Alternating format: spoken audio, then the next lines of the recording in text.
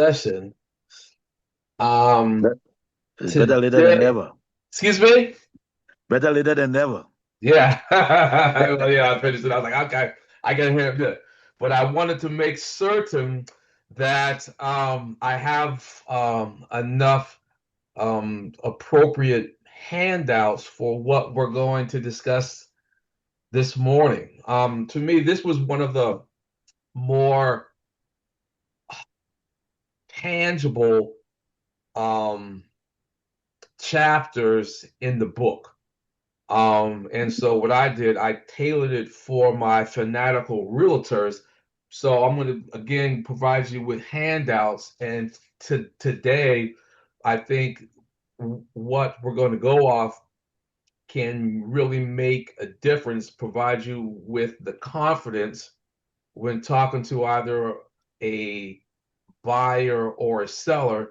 It can give you some understanding of what they might be sharing with you. And the best thing is how to respond.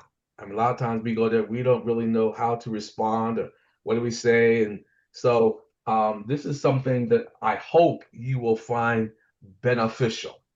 Because Mhm. when I put it together, oh yeah, this is good. This is good. So before we go on with the session, as always, just want to welcome each of you here on the call. I'm excited about having you. And of course, I keep running out of time. So it's going to be, I think, um, I think it's going to be exciting in terms of where we are now, because we are going today, we're going to go over chapters 15 and 16. Chapter 20, there's 23 chapters in the book, so I'm trying to in, make certain that we have the ability to put all this information together, so Mhm. that we can go over all 23 chapters. I don't really want to skip one. Mhm. Last week, this is I'm gonna test y'all. What did we do last week? It was a little different. Anybody? What happened last week during last week's session? Anything? Oh, Mm. the Miles Monroe video. And which Yes. was on Um.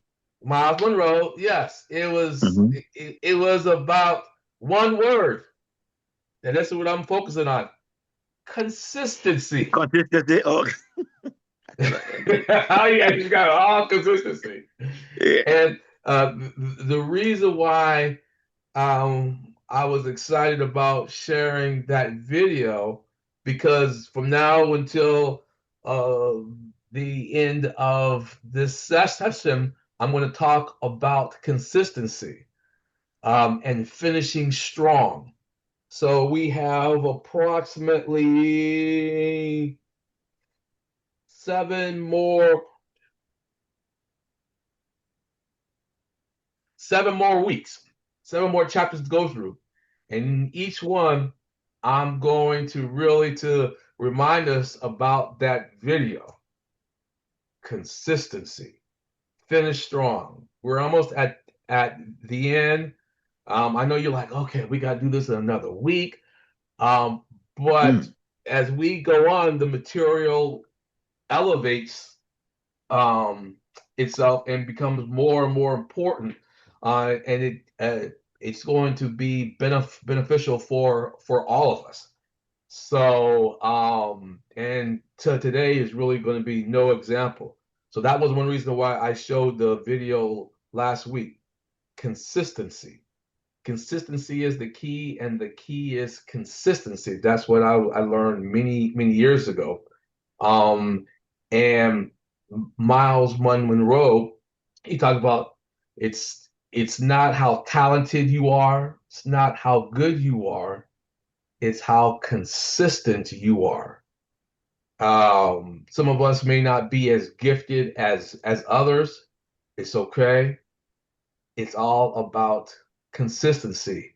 And that is something that we can use not so much in our professions, but in everything and anything that we might do. One of the things the doctor is on me about, Fred, you gotta get your pressure down. Fred, you gotta lose weight. And I'm like, oh, and I haven't been really consistent about that. So I'm like, okay, I gotta do this. So I've been trying my best to um, eat more appropriately, eat more healthy, and exercise. And now my weight is starting to come down. My blood pressure is getting better. I don't know about y'all. I really understand. I know why they call um high blood pressure a silent disease. I don't feel no different whether my blood pressure is high or low. It just I feel the same. But these numbers came out and telling me because I got to monitor myself twice a day. I take it in the morning and in the evening. And so I asked him, well, what numbers do you want me to have? 128 over 80. I'm like, man, that's a common thing. So if I'm like 124 over 81, the Laredo says you are stage one. I'm like, oh man. So I'm doing everything that I can to be consistent in trying to drop those numbers down. And exercising and everything is to be consistent and to finish strong. That's one thing that I want for us always to remember is to finish strong. Do whatever we can in these next 7 weeks to finish strong. So there we are. Does anyone else have any comments about last week's session where we listened to Dr. Miles Monroe's speech, well, his talk on consistency? Did anyone listen to it after the session? Mhm. Yeah. Yeah. I've been listening to it when I'm driving because I have a lot of road time. So I've been listening to it instead of listening to all the other stuff. I just listen to it over and over again. So so I can be consistent in having that in my head. And I'm going to be honest with you. Growing up, and it hasn't changed now, it takes a lot for me to comprehend anything. I'm hard headed, I'll be honest with you. So I have to keep listening and listen to it over and over and over again. And it's like, oh, okay, now I get it. Now I get it. Now I get it. So if anyone is like you, just repetition. Just keep listening to it over and over again. Yeah. Okay. Um, any comments at all? If not, I forgot to acknowledge each person here. I know we got Miss Chanel, Mr. Lester, Miss Kim, and Miss Cassandra. Correct? Yes. Okay, Yes. I got you. All right, awesome. All right. Does anyone have anything they want to share regarding the prospecting activities last week? It seems like some of the responses we've been a little more quiet. Anybody do anything? Uh, well, hopefully we've all continued with our prospecting. Does anyone have a success story or even a failure in terms of what you may have tried and it didn't work out? Yeah, forget about the success. Did anyone try to prospect and receive a failure? A response that wasn't expected and you didn't really answer it as well as you could have. Well, Will? for me, it was not a failure. You're just on the fence. Trying to get them down from the fence. Okay. You know, Okay. yeah. Okay. So I was still trying to talk to them at least to make sure they move forward because they Okay. come up with 101 excuses. I think, as a matter of fact, I was trying to did I contact them to you? But they were giving a whole lot of excuses, a lot of excuses. So I'm still working with them, still talking with them to see whether we can get them off the fence. Uh, and I hope after we complete today's session and when you see the handouts, you might feel more confident in understanding what you can share with him. Um, for me, on Friday, I did a cold call to a realtor that I met, Chanel, during our um, community day, and I would say it was a failure. She never responded. So I was like, okay, at least I called. I was able to check that off my list. This was on my cold calls on Friday. So that was good. I don't know if y'all, I'm old school. I still have my papers and everything, try to put things down. The biggest uh, gratification that I have, yeah, gratification that I have is when I could do a little check mark. To me, it's just a Mhm. sense of accomplishment that I wrote something Mhm. down and I completed it. So I put a little check mark across it. I feel Mhm. so wonderful when I did that because that means I feel like, okay, Fred, you planned something out and you were able to complete it. So that is good. Okay. Mhm. Um, all right. Anybody else have anything else that they want to share? I reached out to an old friend of mine on Facebook just saying, hey, and then they came back and said, trying to get my house ready to sell. And I was like, oh, okay, I'm in Atlanta. Let's chat when I get back. So I haven't chatted with them yet, but we've been in contact. So we'll see how that goes. Okay. All right. Uh, well, at least that's somewhat an affirmative response where they are trying to move forward. Um, and Allegedly. yeah, yes. So that's good. All right. And so with today's session, we're going to go through those type of responses. Does anyone else have anything they would like to share? Yes. I had about three people that I had been trying to reach, and I finally did. Um, One of them had said, "Oh, I'm not ready to sell my house," but we finally caught up with one another, and she was saying, "Oh, in a little while, I think I'm ready to downsize." And so it's kind of, moving forward. And maybe about three people. I was gone out of town for a week. I went to Cancun, but so in between getting back over this past weekend, I talked to all three of them. So we shall Okay. see Okay. which direction that goes. All right, very good. Look, um, when you were in Cancun, I'm certain you enjoyed yourself. Did you see any NBA players hanging out in Cancun? Well, um, yes, I did to Did some you, degree. you saw some NBA players there? I can't remember. He actually was a retired he was a retired ball player, and he had formerly played a short stint with the No, Pistons. no. Well, this is A- what's I'm gonna put that And in a current NBA player who lost in the playoffs. no, I didn't, and I don't follow it. So had I seen them, I not might not have recognized them anyway. But I did meet a gentleman. He lives there now, and we had a conversation, and it was nice seeing him. Very pleasant gentleman, Well, and but he formerly played with the Pistons, and he did a lot of international yeah, ball well, playing. all right. This, Are you all right. talking about LeBron? Who? No, not No, no, no. LeBron. Very good. Well, there is No, a I'm a talking about. saying that when you um lose especially in the NBA playoffs, guess where you go? It sounds like Cancun. Cancun. Cancun.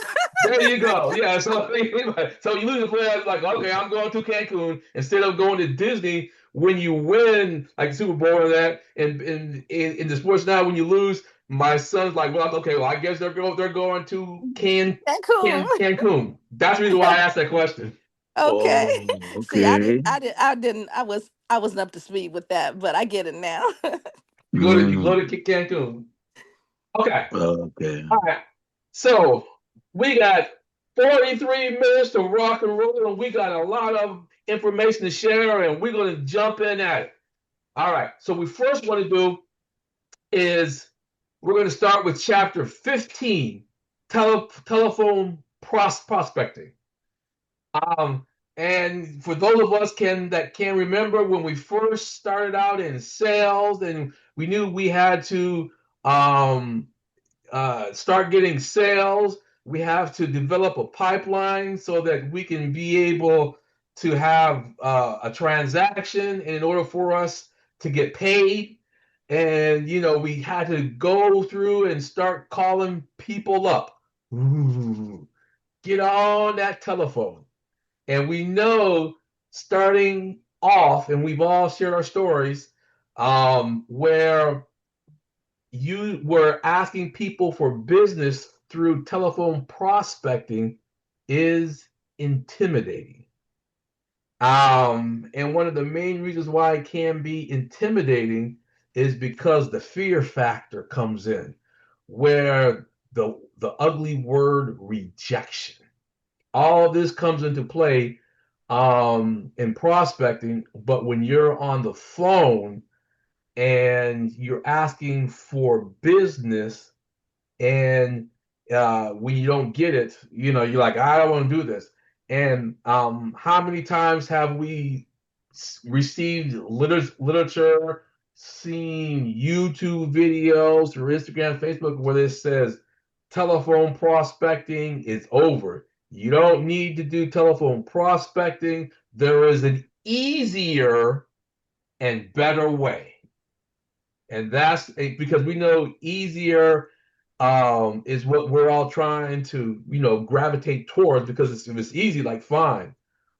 But, and the author spells this out specifically with telephone prospecting. The phone is your most powerful sales tool, period. End of story. There is no other tool in sales that will deliver better results, fill your pipe faster, and help you cover more ground in less time than on the phone. Who disagrees? Anybody? I'm just trying to say if anybody disagrees. Well, given the latest developments, with all these technologies and all these what's the word? Jesus Christ. Um, because I was watching a clip the other day, and I saw talking about these webinars and these Zoom calls and all that too. So all these things come into play too right now. So some people not used to going on the phone and making one call, but some people try to go the route where they were using webinars to see if they can reach other clients. It got the idea to get more clients with a webinar than just to call in 111 on the phone. So that's what we're looking at right now too. Well, I think you can do it, but the question that I was at, well, how are you supposed to get people on the webinar? That's That's a my good question. one I was too. at, well, how do you get people on the webinar? So the one-to-one connection on the phone, I think is still the best way. And then utilizing technology with the phone, I'm starting to realize, instead of always anticipating a voice conversation, still on the cell phone, telephone, whatever, it's now through texting, but you're still communicating on the phone. To this day, I still believe that telephone is the best way to prospect.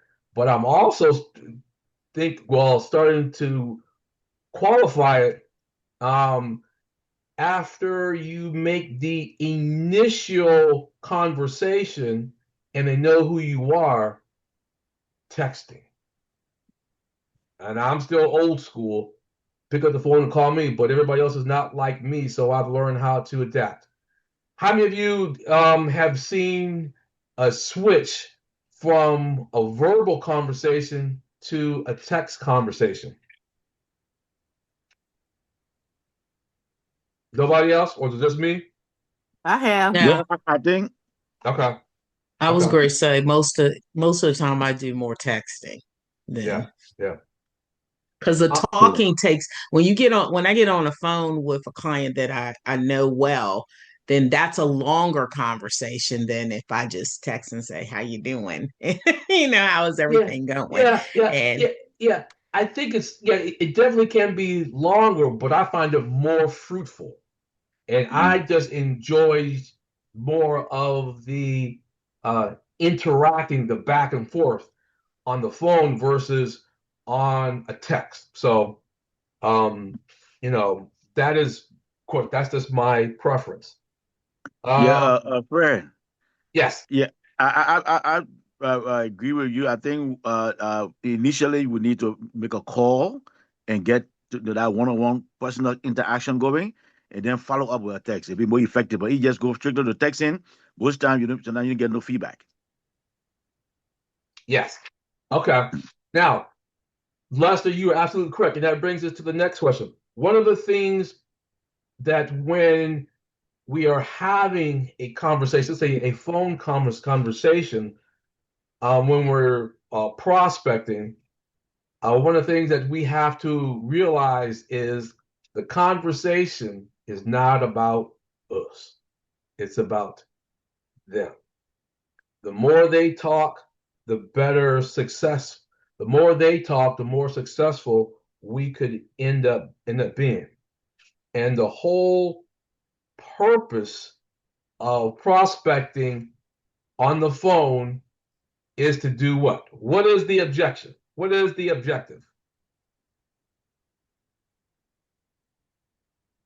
The objective is what? To get an appointment. That's it. Mhm.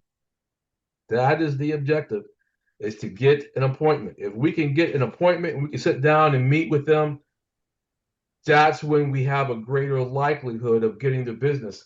I still hear, oh, I talked to some of my mortgage loan office friends. They're like, yeah, Fred, I do better in person than I do over the phone. We all do because it's you can engage that person, you can see their facial response, and it makes it a little easier. But how to get that person, that individual to meet in person, you got to do your prospect. So I knew that we all had plenty of experience with telephone prospecting.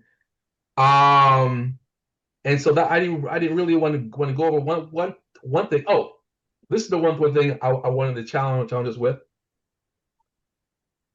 If you call somebody and if they don't pick up, should you leave a voice message? Yes or no? Yes, but it depends on the type Yes. of you leave. Exactly so. Okay. So we have two. Mhm. Kim, what is your response? I usually leave a voice message. Okay. All right. Voice message. Cassandra. I leave a message as well. Okay. Believe it or not, I guess I'm the only one. I don't. Why? What I do, I leave a text message. Yeah. Yeah. Most people may not record a voice, well, they may not go back and listen to it or whatever, but I've been more successful with saying, I just called and anytime you're available. So, yeah, so I stopped leaving voice messages Mm. and just leave a text. And even that's what the office says. Do not leave a voice message. He said, do not. Just call back. But I'll call back. But instead of me not leaving any response, because more often than not, I'm calling on a cell phone. So I tell them I did call, and then I'll try to call back. Yeah. So that is one thing, and I think that could be an individual preference, but I have found it more beneficial by just leaving a text message or leaving a reason, or if they don't, well, rarely do you speak to someone that doesn't have a cell phone, but just leave it. You can send an email, whatever. But more often than not, I just text. Okay, all right. So now, if there's no question on telephone excellence, let's jump to the next chapter. 16, turnaround RBOs, reflex responses, brush off responses, and objections. RBOs. And this is where we're going to spend the next 32 minutes on talking about, the next 22 minutes, 32 minutes talking about these three items. If we can handle how to respond to a reflex response, a brush off response, and handle an objection, we're going to be extremely more successful.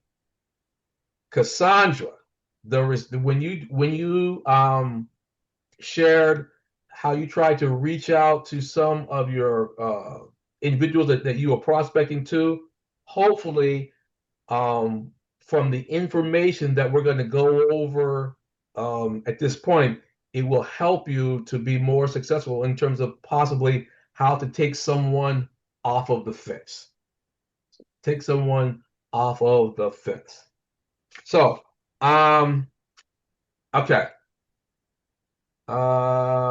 We'll start with Chanel. Chanel, you like to shop, correct? I do a little bit of something. Yes. A little I'm bit. I'm not a shopaholic. I'm definitely, I gotta love it to buy it, or I don't just like it. Okay. All right. Follow this example. Go on there Saturday. I'm just going to use that. You go into Macy's. You walk in, and as soon as you walk in, because I was in Macy's on Saturday with my wife, and you go to any Macy's, one of the first departments that you're going to walk into, because you have to walk. Well, you have to walk by this department in order to go to anywhere else, is the perfume department. I love it. And the ladies will be there having, and then they'll ask you, are you would you like to try, let's say, Chanel number 5, because your name is Chanel. What would be your response?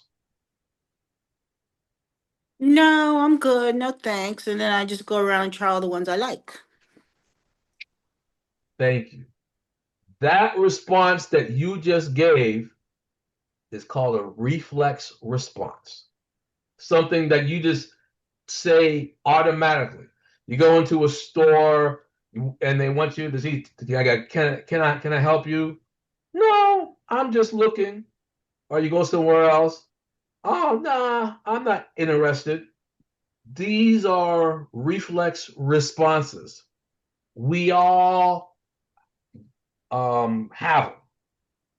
We all do them. So my response is, how do you overcome those? What do we do? That's the reflex response. I'm not going to answer that question yet. I want to go over the next set ones. A brush off. A brush off is a response where they're telling you nicely to bug off. That's it. It's just, they're just being kind. Examples of brush offs are what? Call me later. Get back I don't to have time me. right now. Yeah, get back to me in a month. Or what I get suckered into a lot of times, I say, okay, Fred, you can't keep doing this. Send me some information. And you send them the information and you get nothing. Yeah. So that's just, a polite way of saying brush off. So we have those, we have those down. Now the third item is an objection. An objection is someone who is a little more serious, but is actually stating why they may not want to move forward.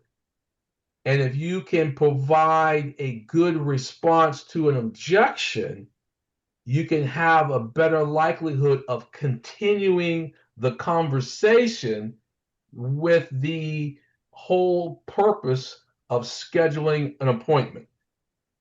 And some common example, what would be a common objection for a buyer? What is the common one that people might have now? They don't have One, enough money or the interest rate's too high. there you Yeah, go. interest rate. Interest rate. I was Interest going to rate. say, Talk about waiting that for the interest rate. interest rate to go down. Yeah, wait for that one, or I don't have enough money, or another one is, I don't know if, because now a lot of people are more familiar with the big court case. I don't know if I'm going to net enough money, and what they could be referring to is potentially having to pay the realtors your commission. I mean, not enough money. And so, that's how do you respond to that question? And so, what the author did, and I forgot, but I remember going through. I was like, yeah, he's absolutely correct.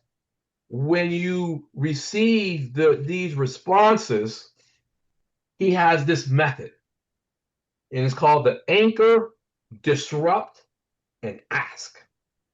Anchor, disrupt, and ask. And what he means by anchor, you're basically are agreeing with what they are saying.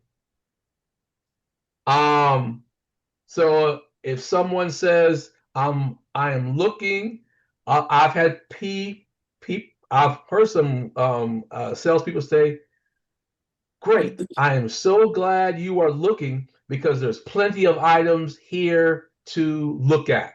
And I heard that one, I was like, oh, that's good. I said, yeah, there are plenty of things to look at.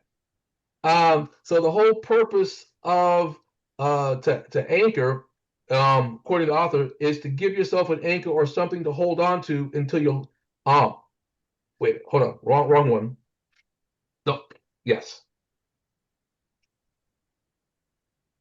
An anchor through these responses gives you an opportunity to disrupt them, something that they are not expecting.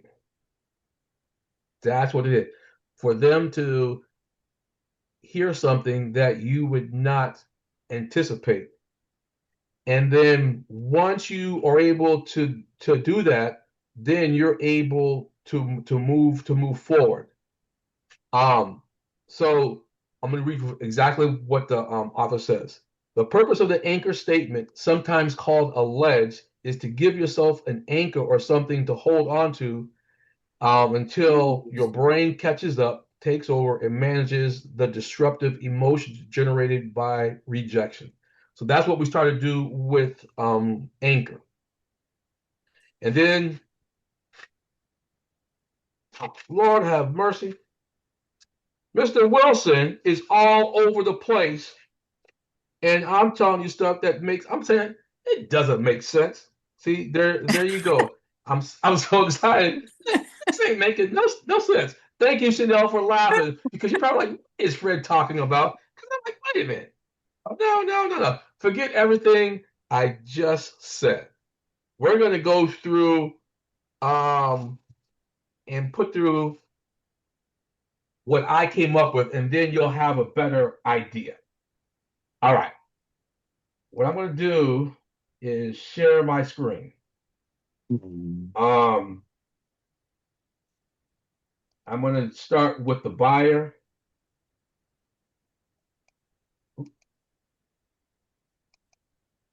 And then you'll have a better idea. Okay.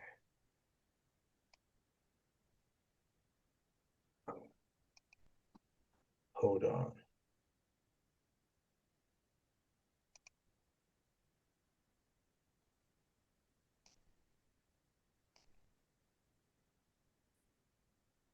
All right. Can you see my screen? Yes. Okay. What I did, of course, I went and used Miss Chatty to see what she could come up with, and Miss Chatty came up with some good responses. So I asked her to come up with the five best reflex responses that a realtor would receive when asking for business from a buyer or and a seller. So what I'm going to do right now is go over a buyer. And this is where you'll see the anchor, the disrupt, and ask format. So a common one for a buyer, we're just looking. Then the anchor, that's actually how most buyers start. Disrupt. Next thing, the interesting thing is that many people discover the right home before they expected to be ready. And then this is the final thing, the ask. How will you know when you found a house worth taking a closer look at? So my first question for you here, is this good? Are these good responses unrealistic? No, I think they're really good, actually, Okay, because they allow the conversation to continue. right. Very good. I'm going to say that. Now, this is the key. I've come up with the top five. Here they are. Well, Miss Chatty did. We're just looking. We already have a realtor. We're waiting for rates to come down. We're not ready. We're just going to keep renting for now. And then bonus one, we're just browsing online. I'm certain all of you have heard these responses. You may have answered it in a way that you may not have had an opportunity to continue on with the conversation. With these responses and with others, and what the author says, and I somewhat agree, we need to go over these over and over and over again until they come out more naturally. Period. Because we hear these all of the time. This is how we're able to move forward to have an opportunity to continue with the conversation. This is how it all works. We've come up with these, and there could be others. That is fine, but if we can understand the method of anchor, disrupt, and ask, we will be more successful.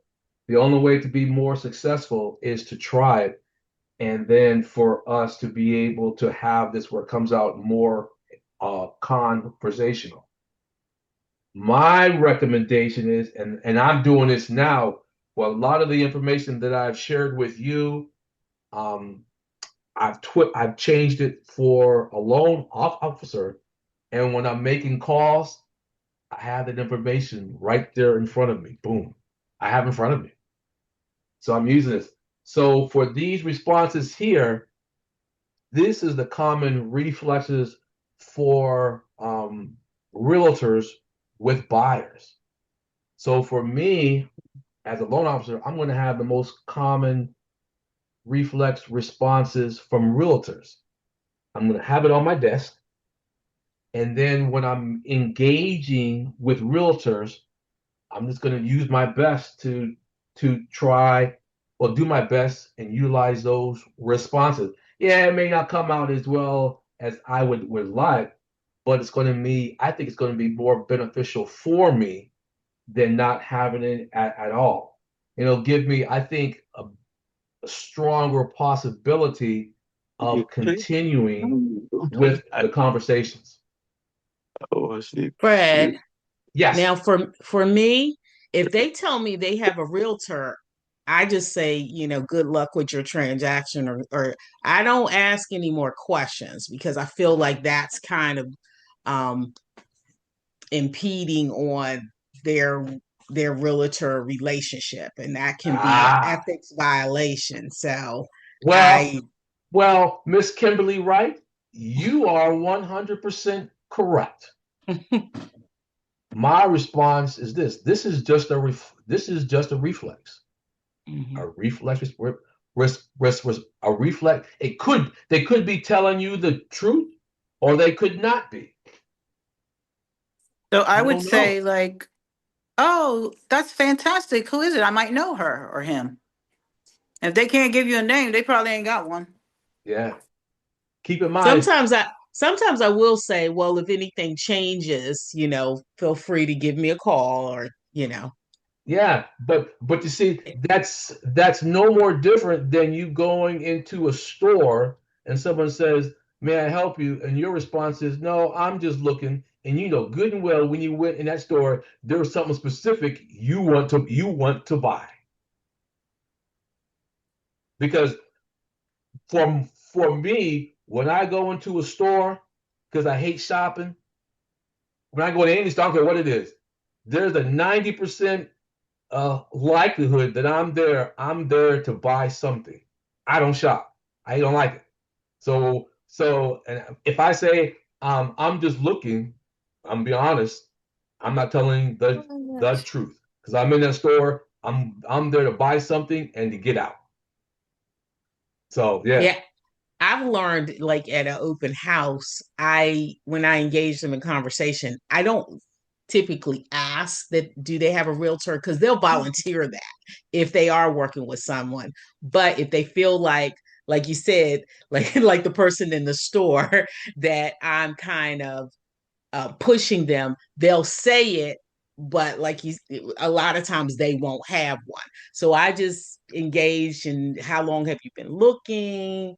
Have you seen anything that's appeal? That kind of conversation. And it's naturally, if they're working with a realtor, they'll say, yeah, my realtor's taking me, blah, blah, blah, blah, blah. And then again, Chanel might say, oh, who's your realtor? Or whatever, yeah, oh, I used to work at that company. yeah. Or I mean, there's any other way. Or if you say I have a realtor, you can say, oh, great. How many homes has your realtor, sent to you for you to go look at homes for the day? How homes are you looking at? That because I've been in enough open homes. And when I say that, I always ask them, how many homes are you planning to look at? I always ask that question. And then they'll say, oh, this is the one, this is the one, and then they will tell you. Yeah, they'll tell you. And then if they have a list, they will tell you. If they don't have a list, oh, this is the only one, blah, blah, blah. I said, well, would you might be interested in seeing some other homes? Just ask them that question. So yeah. So we're just looking. We have a realtor. We're waiting for rates to come down. Now look at this. I thought this one was good. Anchor. So they're not expecting this. Rates are definitely something buyers are watching. What surprises many people is that lower rates often bring more buyers back into the market, which can increase competition. I was like, ooh, that's a good one. I haven't heard of that one. And then of course the ask question. If rates drop tomorrow, would you feel ready to move forward, or are there other factors you're considering? And then the other one, we're not ready yet. Well, that makes sense. Then many successful buyers start planning several months before they actually purchase. What what would this to me? I wouldn't say this. I would say, what would you need? Well, what do you think would need to happen in order for you to feel ready? Has anybody ever used that one? No? Okay. That is a good one. And then we're just browsing online, blah, blah, blah. Okay. Um, this is where you might say online searches are great, but some of the most favorable information never makes it onto the listing sites, which is, I agree 100%, which is why you need a realtor. Then what type of homes keeps catching your attention when you're browsing? So this is the reflex responses for a buyer. If there's no other questions or comments, let's look at a brush off for a buyer. And of course, all this I'm going to send to you. As soon as the class is over, I'm going to email this to you. This is a brush off response. We're not interested. Anchor, fair enough. Most people I speak with aren't looking to move right now. Out of curiosity, if you were to move someday, would you stay in this area or look somewhere else? I thought that was a good one. And the other thing is, we're busy now. Sounds like you have a lot going on, and to me, and then it's just like you are agreeing. That's actually why I called briefly. Would it be easier to talk for 2 minutes now or sometime later this week? Or a brush off, we're all set. That's good to hear. A lot of buyers tell me that, and then 6 months later, something changes. What does all set look like for you right now? So these are the brush offs. And then the last one are the objections.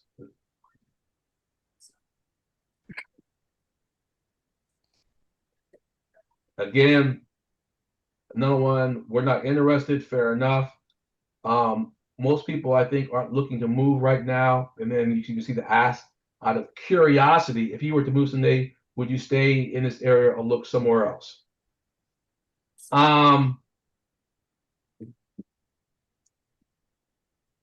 The common one I thought was good. Just send me some information. I'd be happy to. To make sure I send something useful, not generic, what part of buying a home would you be most interested in learning about? And then the other ones, we're not planning on moving. And then the soft brush off, maybe sometime in the future.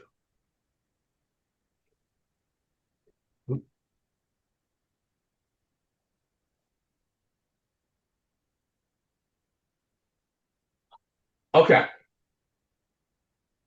Question regarding these objections. Good? Not good? No, they're good. Okay. All right. That's for buyers. Now, let's see what we have for the sellers.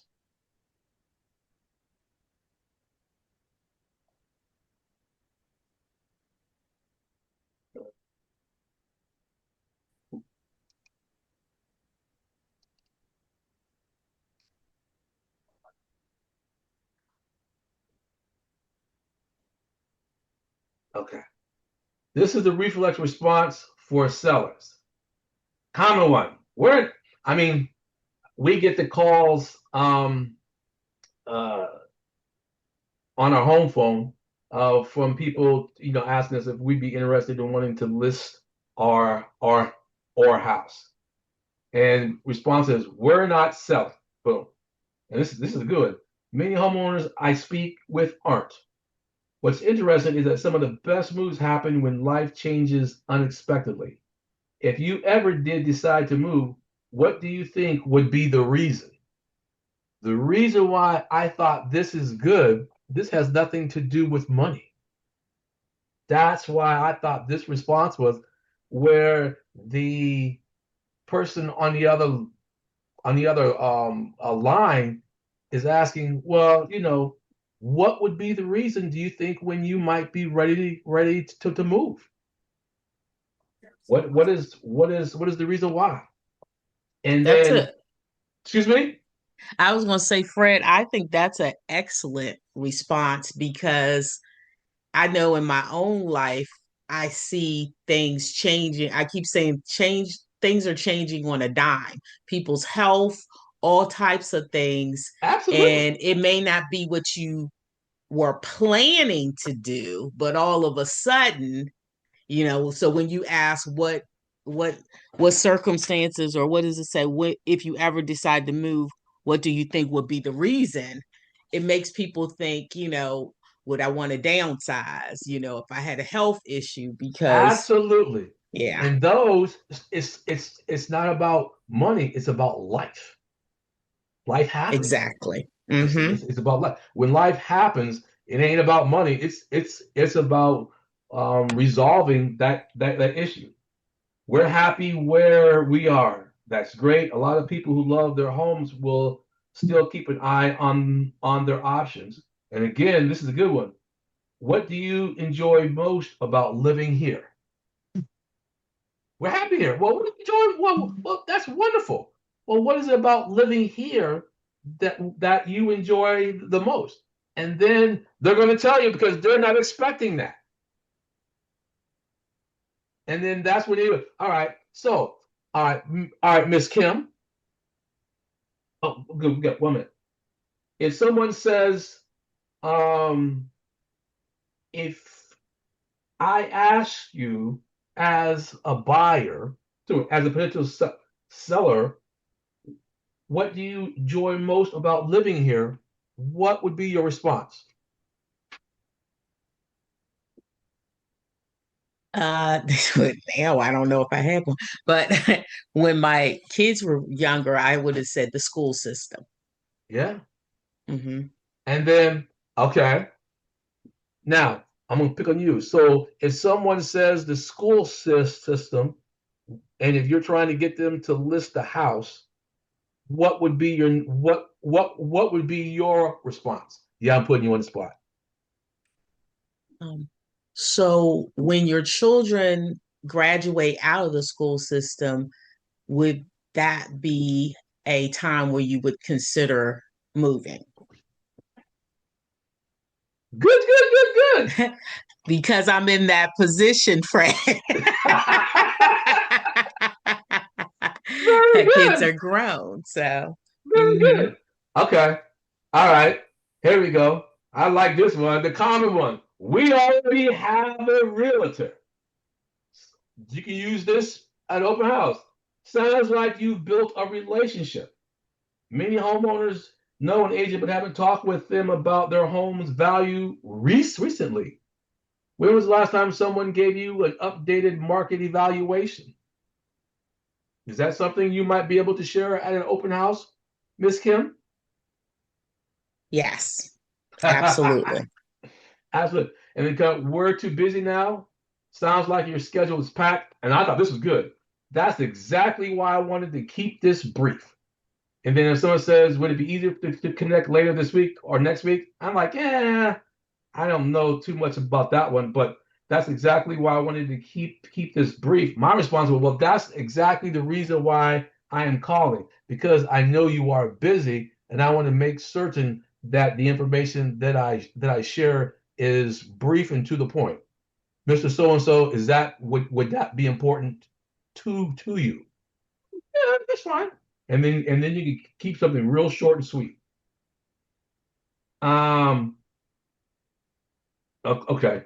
We're staying here forever. Truthfully, that's the response from the Wilson household. And this is and I thought this is good. This right here comes back to number one. That's what many homeowners hope for. Life has a way of creating opportunities we don't always anticipate. If something did cause a move, where would you most likely go? Yeah. And yeah, and then for me, I'd be like, that's a good question. I would say I'm not moving further south. I would probably move to something smaller or on one level. Yeah, yeah.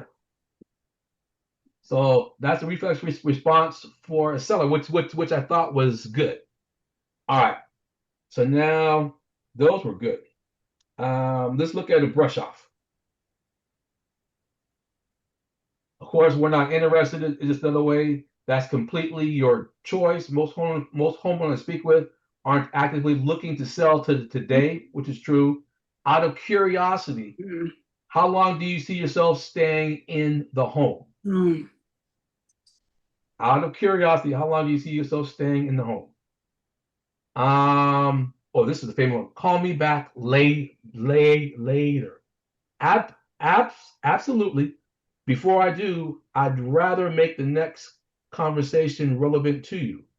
What would you most want to know when we reconnect?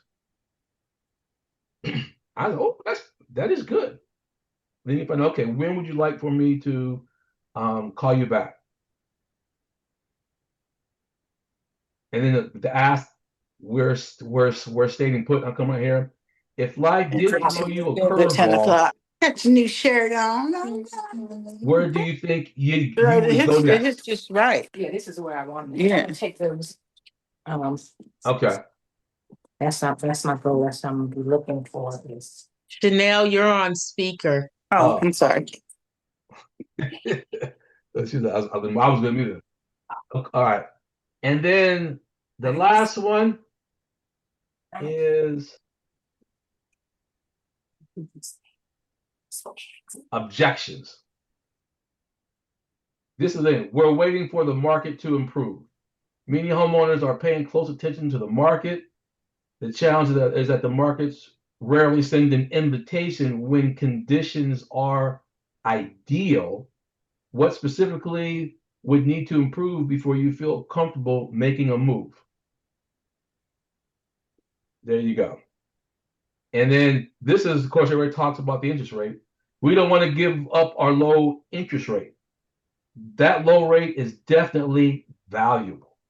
Many homeowners discover that their lifestyle goals eventually become more important than the rate they're holding on to.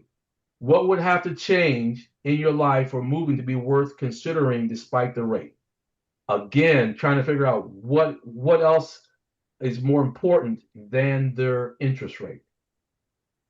And then the bonus, the new lawsuit, the commission is too high. Keeping more of your equity is important. See, they're talking about equity. Oh, this is good, talking about the equity. Most sellers aren't really comparing commission. They're comparing how much money they ultimately put in their pocket. If you can net more overall, would the fee become less important than the final result? If you could net more overall, would the fee become less important than the final result? That's good. That's a good one, Fred, because I've been coming across sellers who have reduced their fee when I'm representing the buyer. Now, I'm not reducing mine, but I've seen some crazy reductions, and I'm like, wow, all of this to get the listing. They're selling themselves short, and they probably came across that objection, and how their first response was, well, I'll reduce my fee, instead of saying, you know, if you can still net what you want to net, then that would become less of an issue, correct? There you go. Let's see if you can net more. There you go. Okay. We're at 10:01. To summarize, telephone prospecting is the most important tool we as salespeople can utilize. We should still move forward with it. It can be quite intimidating, but it's still the number one tool that we can use. When we are asking for business, we're going to get reflex responses, brush offs, and objections, but it doesn't mean that we should just stop. If we're more familiar and comfortable with better responses, then we can have a greater likelihood to continue the conversation where we would normally stop, and have an opportunity to continue engagement with the whole intent of scheduling an appointment. That's what I wanted to go over today. So when we're out making our prospecting calls, keep these handy. Understand the format of anchor, disrupt, and ask, because now you're trying something different. So what you're doing, trying something different that can ultimately make it more beneficial for you. Just keep it beside you, and then just see what happens. Questions, comments?